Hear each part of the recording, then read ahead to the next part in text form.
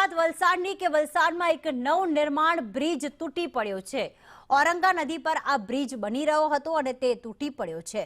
Bridge પરના સ્લેબનો ભાગ સળિયા સાથે તૂટી પડ્યો।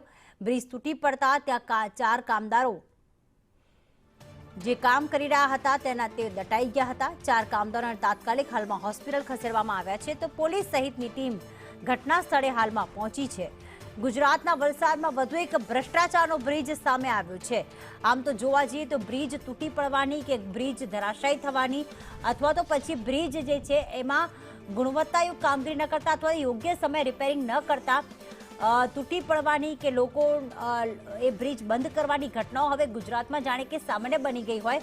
અમદાવાદના હાટકેશ્વર બ્રિજથી લઈને અમદાવાદના જે સુભાષ બ્રિજ જે હાલમાં રિપેરિંગની હાલતમાં છે, રિપોર્ટ આવ્યા છતાં કોર્પોરેશને જ્યારે રિપેરિંગ ન કર્યું અને ત્યારબાદ અત્યારે બ્રિજની હાલત જુઓ કે હવે તેને રિપેરિંગ કરવા માટે તે બ્રિજ બંધ કરવામાં આવ્યો છે।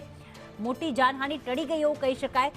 ગંભીરા બ્રિજ દુર્ઘટના હજી પણ ગુજરાત રાજ્યના લોકો ભૂલ્યા નથી અને એવામાં વધુ એક બ્રિજમાં ભ્રષ્ટાચાર એટલે કે કોન્ટ્રાક્ટરને બ્લેકલિસ્ટ કરવામાં આવે, કોન્ટ્રાક્ટરને દંડ ફટકારવામાં આવે તેમ છતાં કોન્ટ્રાક્ટર હજી સુધી સુધરવાનું નામ નથી લઈ રહ્યા।